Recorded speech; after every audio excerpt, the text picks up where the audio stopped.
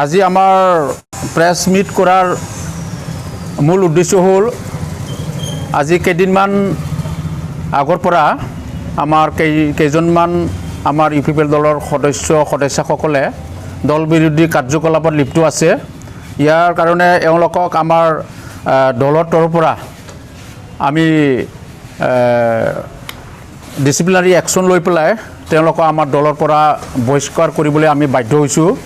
কাৰণ তেওঁলোকৰ যিখিনি কাৰ্যকলাপ সেইটো আমাৰ দলৰ কাৰণে ক্ষতিকাৰক আৰু যিসকলে আজি ইয়াত আমাৰ এইখিনি শাস্তিক আমি দিয়া হৈছে তেওঁলোক হ'ল আমাৰ Mrs Swapna Daimari, vice president Udalguri district UPPL women উইঙৰ, আৰু Mohammad Abdul Jabbar, vice president Dhansiri block committee ইউপিপিএলৰ, আৰু Mohammad Asmar Ali, organising secretary Dhansiri block UPPL, Gopal Singh, organising secretary Udalguri district UPPL, আৰু Mandeep Narzary, secretary Udalguri district UPPL, Anowar Hussain, organising secretary Panchnoi Cherpang block committee UPPL. তেওঁলোকে আজি কেইদিনমান আগৰ পৰা আমাৰ ইউপিপিএল দলৰ যিখিনি বিৰোধী যিখিনি কাৰ্যকলাপত লিপ্ত থাকিছে ইয়াৰ কাৰণে আমি তেওঁলোকক আমাৰ দলৰ পৰা বহিষ্কৃত কৰিবলৈ আমি বাধ্য হৈছোঁ। কাৰণ তেওঁলোকে খুব কম দিনৰ আগতে আমাৰ দলত যোগদান কৰিছিল আৰু কম দিনৰ ভিতৰতে তেওঁলোকে আজি আমাৰ দলৰ পৰা বহিষ্কৃত হ'বলৈ বাধ্য হ'ল। কাৰণ তেওঁলোকে আমাৰ যিটো ৰাজনৈতিক দল যিখিনি কাম কৰিছে তেওঁলোকে মানে দিন হিচাপেহে দল বাগৰা কৰে। আজি আমাৰ লগত কালি বেলেগৰ লগত তেনেকুৱা ঘূৰি আছে। ইয়াৰ আগত তেওঁলোকে কোনোবা ইউডিএফৰ আছিলে, ইউডিএফৰ পৰা আহি আমাৰ দলত বেছি দিন হোৱা নাই, 2-3 মাহে আমাৰ দলত থাকিল, আকৌ বেলেগ দলৰ লগত যোগাযোগ কৰি আছে। তেনেকুৱা আমাৰ দল বিৰোধী কাৰ্যকলাপ কৰি থকাৰ কাৰণে তেওঁলোকক আজি আমাৰ দলৰ পৰা আমি বহিষ্কৃত কৰিবলৈ বাধ্য হ'ল। আৰু আজিৰ পৰা তেওঁলোকৰ যিখিনি প্ৰাইমাৰী মেম্বাৰশ্বিপ আজিৰ পৰা আমি তেওঁলোকৰ প্ৰাইমাৰী মেম্বাৰশ্বিপটো আমি উইথড্ৰ কৰা হ'ল।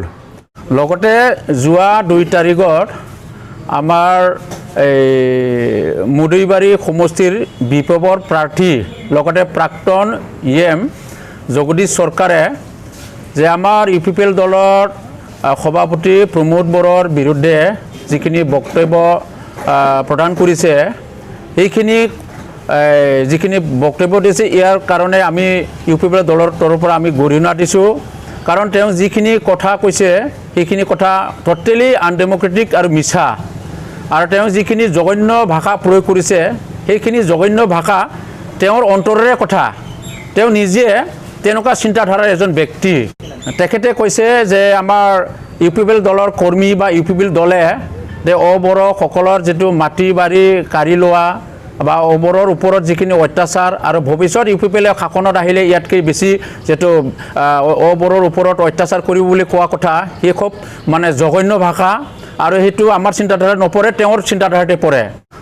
তেওঁ যিখিনি কথা কৈছে যে প্ৰলাপ বকি আছে সেইখিনি কথাৰ পৰা আমি বুজি পাওঁ যে আহি থকা দিনত BPF যে চৰকাৰত আহিব নোৱাৰে, আৰু BTC বাকী ৰাইজে যে BPFক টোটেলি নোটছাট কৰিলে, আৰু স্বয়ং নিজে মানে জগদীশ চৰকাৰে এইবাৰ যে মুদৈবাৰী সমষ্টিৰ পৰা জিকিব নোৱাৰিব সেইখিনি গম পাই বুজি পাই তেওঁ আজি পগলাৰ ধৰণেৰে এইখিনি ভাষা ক'বলৈ মানে সাহস হৈছে।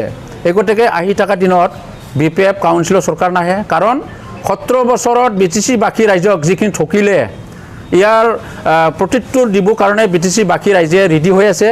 ইয়াৰ কাৰণে তেওঁ আজি হতাশত ভুগি পেলাই তেনেকুৱা ভাষা ক'বলৈ বাধ্য হৈছে। আজি ইউপিপিএল দল সমগ্ৰ BTC অঞ্চলত যিমানখিনি জাতি জনগোষ্ঠী আছে হাগ্ৰামা বা BPF দলৰ বিকল্প দল হিচাপে বাছি লৈছে, আৰু ইয়াৰ কাৰণে সমগ্ৰ BTC অঞ্চলত যিমানখিনি জাতি জনগোষ্ঠী আছে চবে ইউপিপিএল দলক মানে আঁকোৱালি লৈছে, আৰু ভৱিষ্যত আমাৰ সমাজৰ আমাৰ অঞ্চলত মানে ভাল চিন্তা কৰি পেলাই সকলো জাতি জনগোষ্ঠী আজি দলে বলে ইউপিপিএলক আগন্তুক নিৰ্বাচনত ভোট দি কাউন্সিলক ইউপিপিএলৰ হাতত দায়িত্ব অৰ্পণ কৰিবলৈ অলৰেডি BTC বাকী ৰাইজে মনস্থ কৰি ৰাখা হ'ল। আৰু সেইটো গম পাই আজি BPFৰ জগদীশ চৰকাৰ প্লাছ যিমানখিনি BPF-ৰ কৰ্মী নেতা আছে তেওঁলোকে হতাশত ভুগি পেলাই আজি তেনেকুৱা পগলা ধৰণৰ কথা ক'বলৈ আৰম্ভ কৰিছে।